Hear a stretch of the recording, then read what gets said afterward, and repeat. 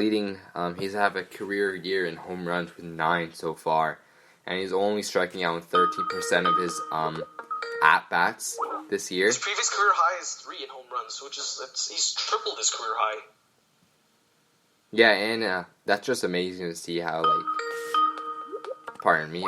It's just amazing to see how players like Eric Sogard can just revamp kind of their careers. He did have a nice year in 2017 with Milwaukee, but coming to Toronto, 9 home runs. Pardon? It wasn't this amazing. Like, it wasn't as amazing as he is now. Like, he was just a solid player back then. Like, now he's legitimately playing at an all-star pace. Unfortunately, I don't think he really qualified for that. But I mean, you translate his numbers to a full year. You're talking about at least a fringe all-star. Yeah, in Milwaukee, he was kind of like those backup guy. He was certainly like a Darwin Barney that we had. The good Darwin Barney, no, not the one that was playing every day. Yeah, we don't like those Darwin Barneys. We can keep those guys on the bench and then call them in when we need to. But I feel like we're good on depth right now. We're thankful for that. Oh, yeah, they're definitely more than good on depth. They sort of have a surplus. And that's a big question. We mentioned this on our last podcast. Who are you going to get rid of? Because both Galvis and Eric Sogard have had really good seasons. They both shattered their expectations, I believe. And with the infield sort of stacked up, you now have Vlad playing third base. I think he's your third baseman for the foreseeable future. Rowdy Tellez is playing at first base. Justin Smoke for now is there. Kevin Biggio is second base. And then eventually, Bo Bichette's going to get here.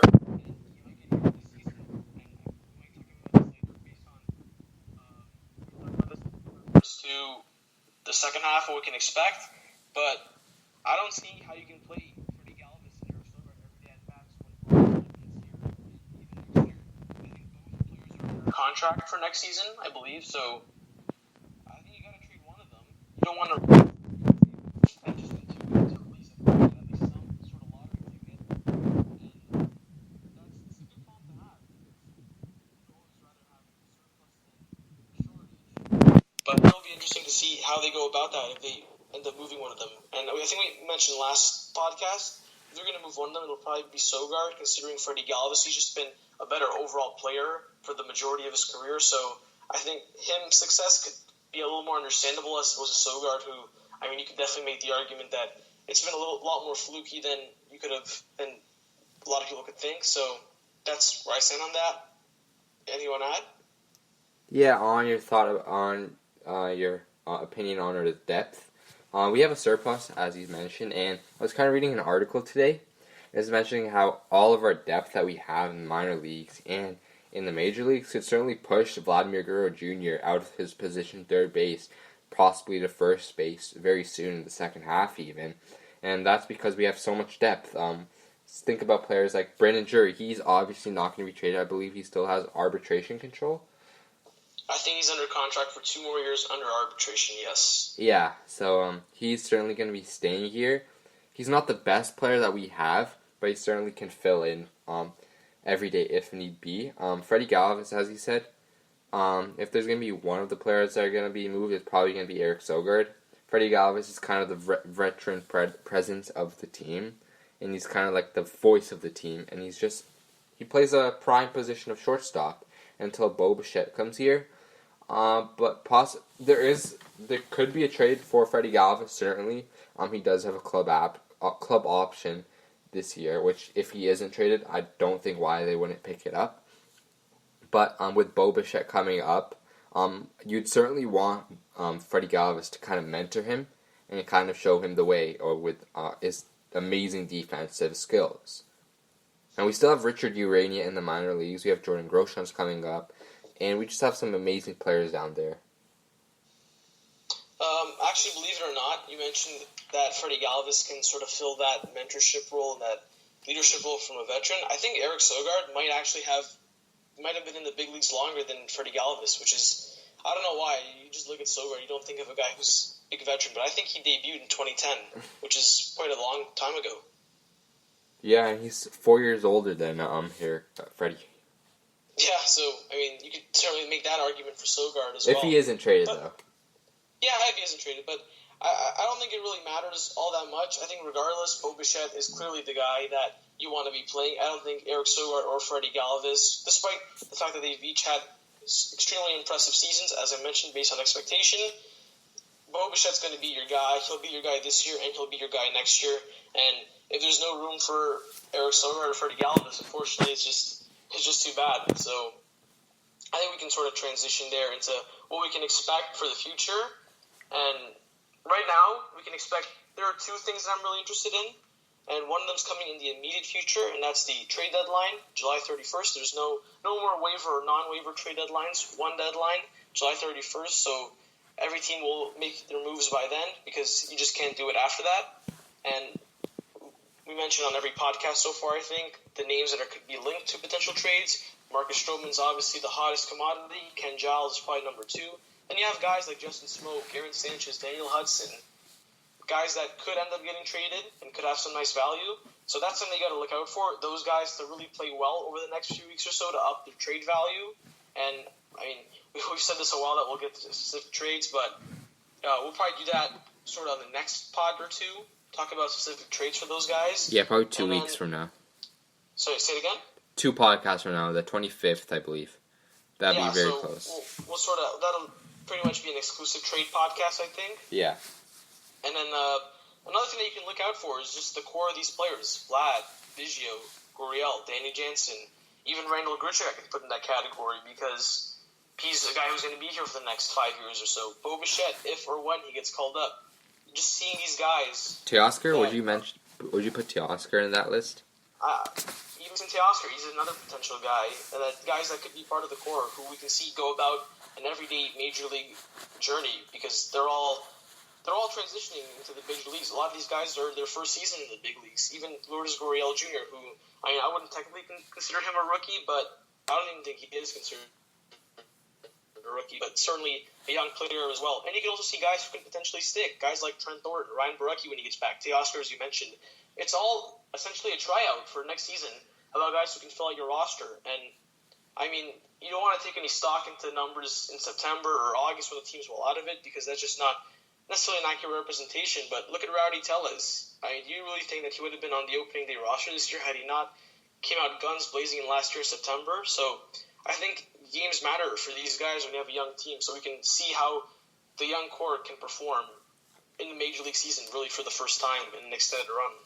Yeah, we still got those lost players out there who are looking for the roster spot, and like Anthony Alford, who was expected, I believe it was like the first series, people thought he was up with the Kevin Pillar trade, or was that insurance? I believe the Jays had an agreement with the team on the Kevin Pillar trade, but it fell apart, and they had Anthony waiting in Toronto, but then he got sent down, and Rowdy Tellez was up with the team. So we still got players like Anthony Alford who are waiting in the wings, who certainly I believe he could put impact, but he certainly always finds himself to be injured, but he certainly has the 5-tool speed, he has every power, and he's just a great guy in general. He has an outfield arm, and he's just a fast player, so hopefully he can get some play in the outfield. And same with Dalton Pompey, who is right now up with Dunedin Blue Jays. We made a joke last week that he may be stuck with GCL, but the Jays did move him up, so maybe he's stuck with Dunedin now. Yeah, and a lot of guys there that you can sort of come up. Even on the pitching side, I mentioned Trent Thornton, maybe Jacob Waguespack gets an extra look, Thomas Pannone, Sean Reed-Foley. I'm interested in on TJ Zoik. I hope he comes up. He definitely should be up. I don't see why not. If he's pitching well in AAA Buffalo, the big league's the next step. So, if he continues to pitch well and he continues to stay healthy, there's no excuse why he shouldn't be up at some point. Yeah, and Borucki does also transition on Borucki. We talked about him. He has a rehab start with Buffalo tonight, and he did have some 4 innings of shutout ball. I believe it was Dunedin, so he's off to a nice start. So he seems to be knocking on the door.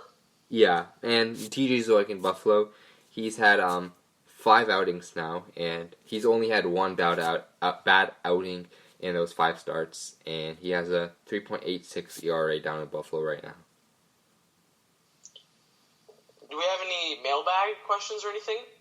We only have two this week, but before we jump into that, we can talk about the preview of the second half and like who could break out in the second half. Oh, okay. I mean, the obvious answer for me, Vlad Guerrero Jr. We mentioned the raw talent and how talented he is.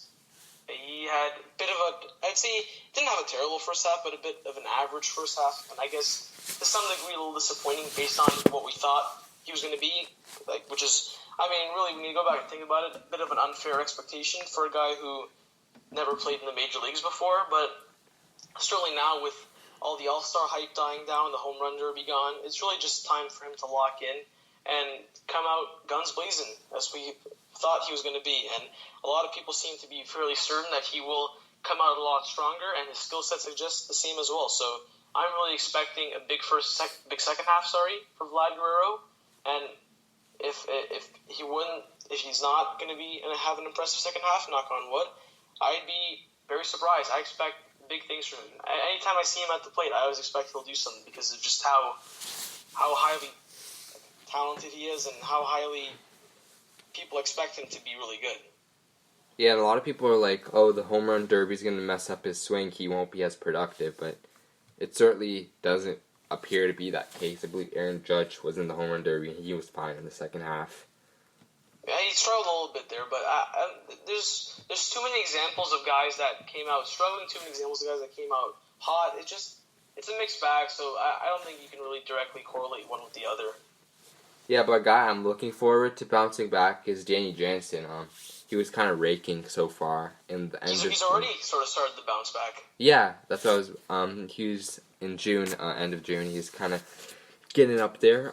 He now has, I believe, he went 22 for 73 with 6 home runs, 5 doubles, 1 triple, and a whopping WRC plus of 153.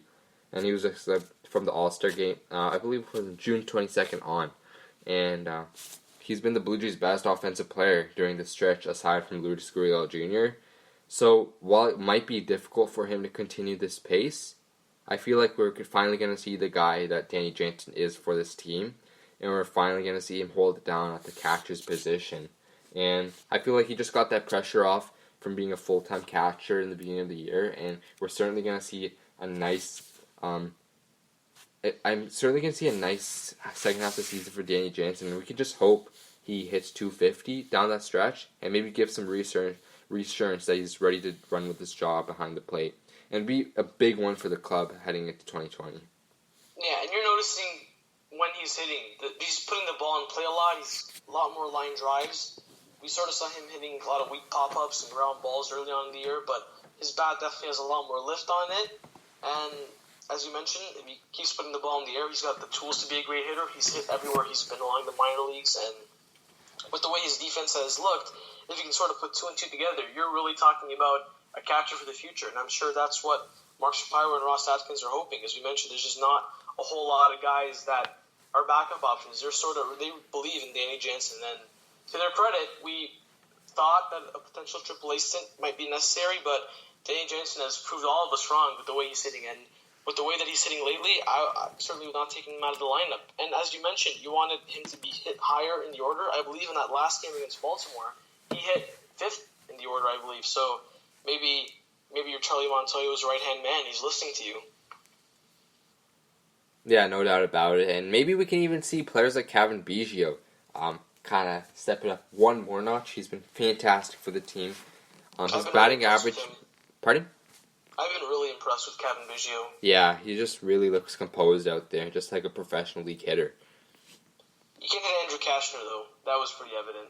Yeah, Andrew Kashner. Random Blue Jays scrub. Time. Sorry? It's like the random scrub heat killer. It's like the random scrub Blue Jay killer. Yeah. That Andrew Kashner game against Baltimore was really the only time I noticed Biggio just not look good at the plate. Like, even when he didn't get hits all the other times, at least he had, like, professional at-bats. He didn't have any silly swings, but Andrew Kashner seems to at least have his number for now, which, I mean, Andrew Kashner is Masahiro Tanaka, David Price, some of the other guys the Blue Jays will see in their division, Blake Snell, but, I mean, we'll let that slide for now. Yeah, there's certainly some, there's some players on the team that come up to the plate. that I just don't feel confident in their approach, and I just don't feel confident that they're going to get a hit for Cavan when he gets up to the plate. He just looks like he's ready to hit. It's just amazing to see. Yeah, it's his maturation as a